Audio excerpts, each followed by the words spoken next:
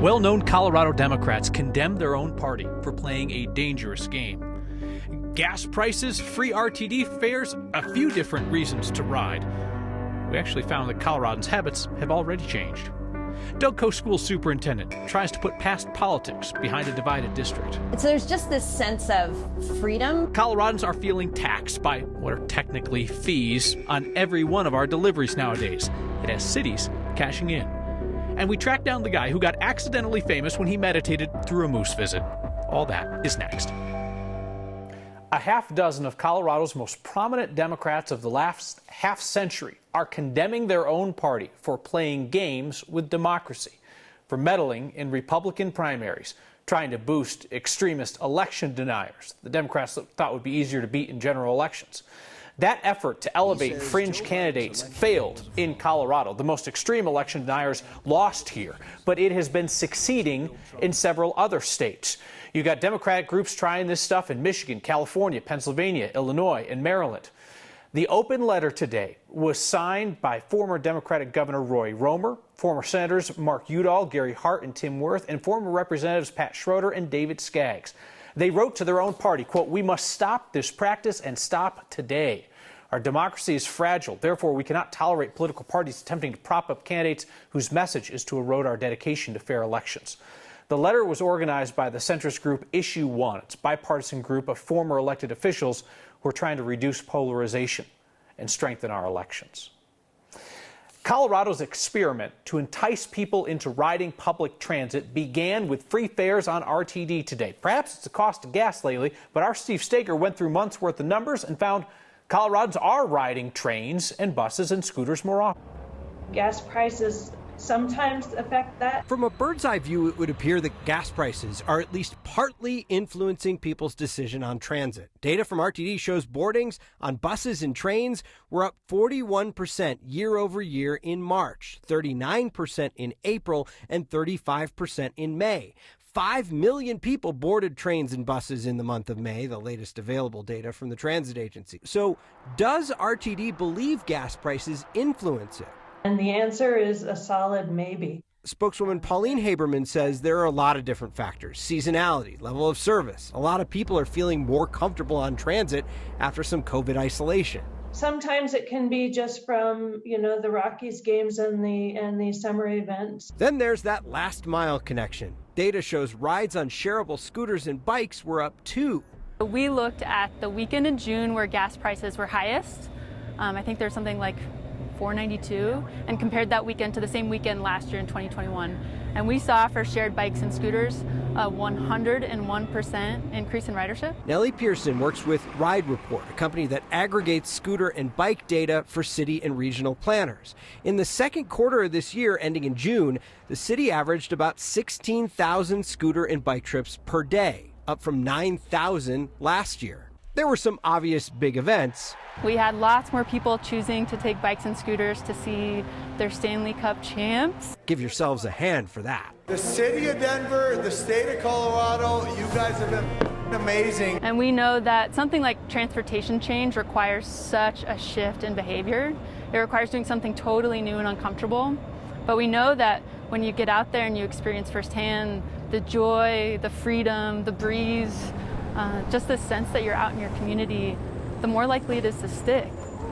So you're already seeing the impact from some of that increase in ridership. Lyft and Lime were allowed to put more scooters and bikes on the streets because the city has had so much demand. More scooters and bikes means more reliability, which in turn helps boost ridership there. The question will be is if RTD's reliability is good enough to keep that ridership trending after the month of August is over. It's like handing out free sample cups of food. People are either going to like it or they're not, but it might open some people's minds to different ways of getting around. Yeah, Denver's a bit like Costco right now. You just wander around, you're probably going to find something you like and ride through. Whole dinner if you circle enough times to different aisles. Thank you, Steve. The voting machines recounting thousands of ballots in El Paso County are accurate. That finding is not surprising unless you have been venturing into the swamps of misinformation being offered by Republican County Clerk Tina Peters and other Republicans who lost their recent primaries. Election leaders in El Paso County started their recount over the weekend. Before that began, a test found that the ballot counting equipment passed with 100% accuracy. Clerk Peters claimed without evidence that those machines failed their tests spectacularly. El Paso County is recounting 4 races, including Peters' Secretary of State race. All candidates lost by double-digit margins.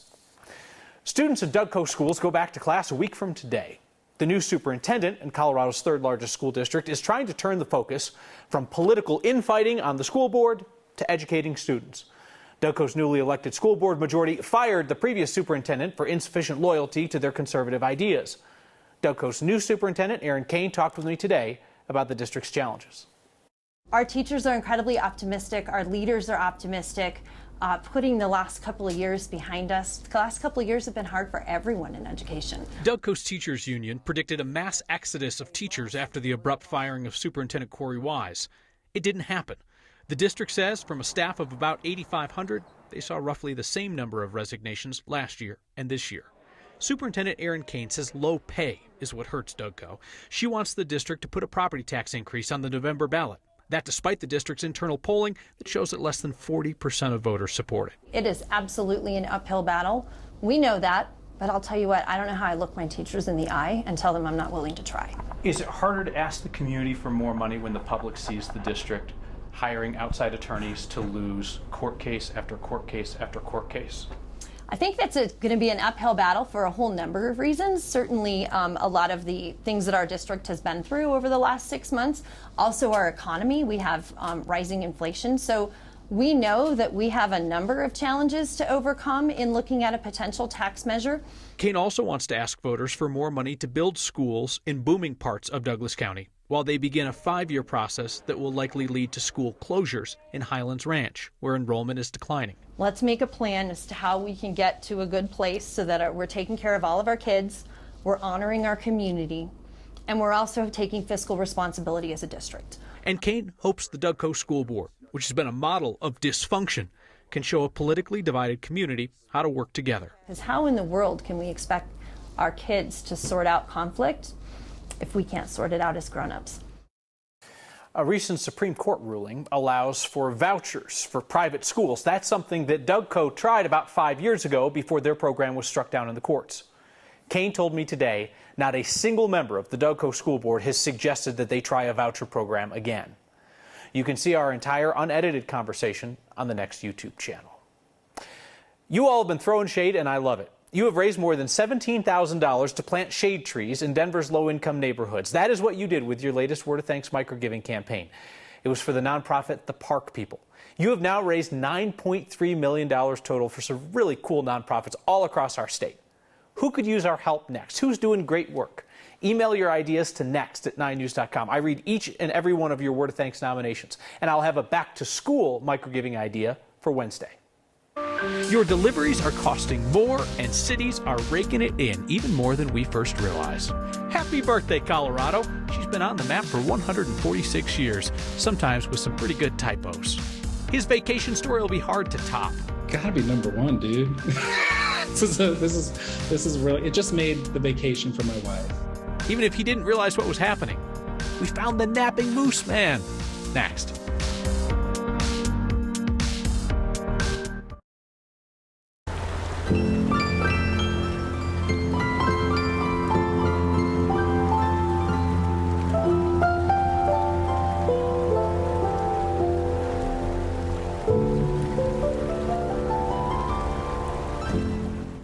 Coloradans may start seeing Tabor refund checks in the mail as early as this week. State started mailing the checks today. Single tax filers will get $750. People filing jointly will get $1,500. A reminder, this is your money getting refunded to you.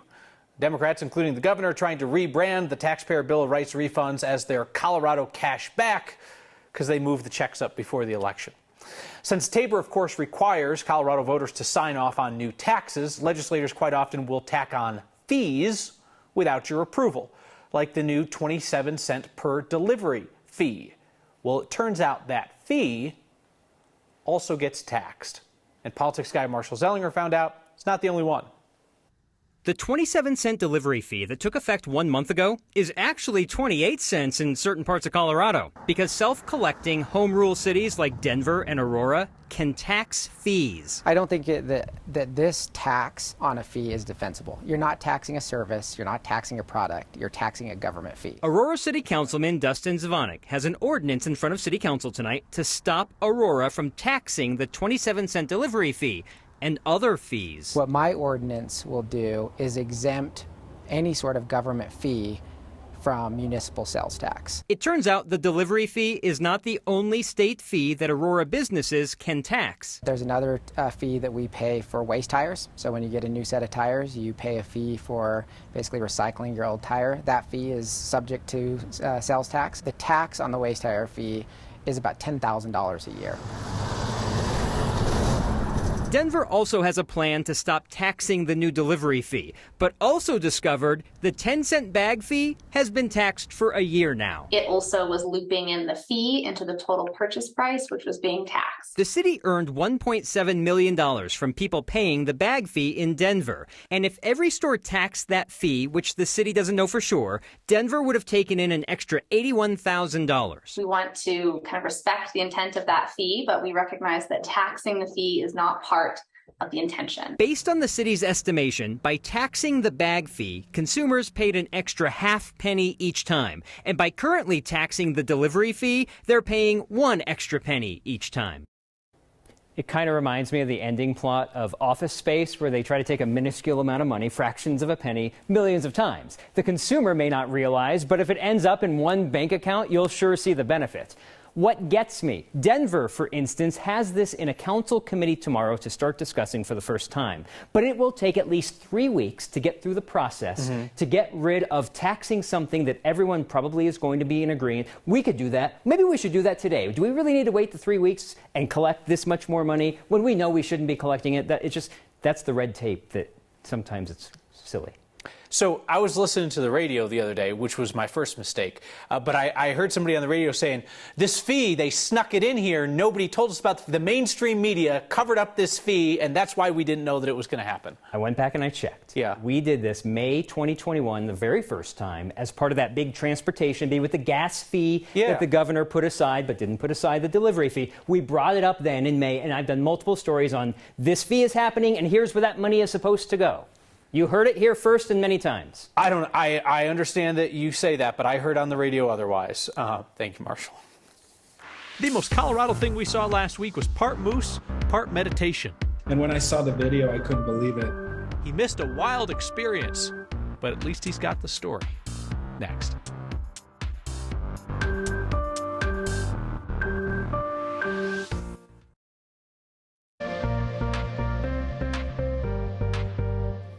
All right, I know it is August 1st, but we got to look back to July because we're going down in the record books. I know, for one of the hottest Julys on record, we're now taking that #2 spot. Our daytime highs, our overnight lows averaging out to 78 degrees. If you remember back, 2012, it was another scorcher, of course, our #1. So we were right behind. Today, August 1st, 98 degrees. I know, we are starting off the month and the first week of August with a bang. The heat is here, folks. The 90s, they're going to continue at least through the weekend. We were in the upper 90s across the far northeastern plains, triple-digit heat around Nebraska, parts of Kansas. 70s, though, you just had to head up to Kremling, to Leadville, 83 in Gunnison and about 93 in Grand Junction. I am watching a few thunderstorms pushing into the high country. You can see this is our camera overlooking Fort Collins, kind of some dark, stormy-looking skies out there. If anything, we'll see some gusty winds, maybe a brief round of rain, but that's going to be about it. These storms kind of have more bark than bite, nothing really severe, and really the majority of the action is up into the high country. I will zoom in here to the urban corridor where you can kind of see those clouds starting to push in, hopefully helping to cool us down just a little bit. Isolated showers have been up in the foothills, but once they roll down into the metro area, we've been looking at them just kind of drying out. Up into the mountains, still quite the light show, and we do have that flash flood warning going for another hour or so. The futurecast overcast keeps us quiet overnight into tomorrow morning. It's a sunny start to the day, but then by about 2-3 o'clock, we'll be watching a quick disturbance push through. This will once again allow a couple of thunderstorms to roll through the Denver metro area, but nothing severe, so you know the drill. Some gusty winds, a little bit of rain, lightning, and then they're long gone. Overall, though, this ridge of high pressure kind of parked across the Four Corners. That's going to kick up the heat for the next couple of days. Another day in the mid to upper 90s tomorrow. I hope the AC is working because the 90s, they are here to stay. Right now, you got to wait till next Sunday when we drop off into the 80s. Thanks, Danielle. Hey, happy birthday, Colorado. 146 years young today. This day, 1876, when President Ulysses Grant signed the proclamation, made Colorado the 38th state in the Union. Some of the earliest maps of Colorado give us a look at what was around back then. And map makers, they did their best, but, you know, depending on where they lived, Colorado was a bit new to them. That's Cherry Creek, not Cherry Creek, guys. That would be Georgetown, not Gorgetown. No, listen, everybody's doing their best. Frankstown is on there as well. Now Franktown. It's kind of cute. Denver Public Library says these maps were actually made in Paris for the 1867 Paris Exposition. Colorado's highest peaks have had an unusual couple of years in terms of foot traffic. You can blame the pandemic for that, and then all the wildfire smoke we saw. In 2020, we had the pandemic where people wanted to recreate safely. 14ers were a great place to go. People came from all over the country to visit. So, 2021 was kind of stepping back a couple of years in terms of visitation. The Colorado 14ers Initiative, nonprofit, found that the number of people climbing our 14ers dropped 27% from 2020 to 2021. Traffic had been growing steadily, about 5 to 7% more each year. 2020 then saw a spike with 415,000 use days, and then the number dropped to 303,000 use days in 2021. Some of the mountains closest to Denver saw the steepest drop, particularly because of trail closures or towns requiring permits to climb nearby mountains like Quandary. Wildfire smoke from other states that came into Colorado in July and August also kept people indoors and off the 14ers. In the end, this is an economic issue as well as an environmental one, though. 14ers Initiative says Colorado's tallest peaks generated about $82 million in economic impact last year. The year prior, with the big rush, $113 million into our economy. A guy who had an awful close call with moose swears he did not sleep through it. Sure looks like in the video he was sleeping. That and your feedback next.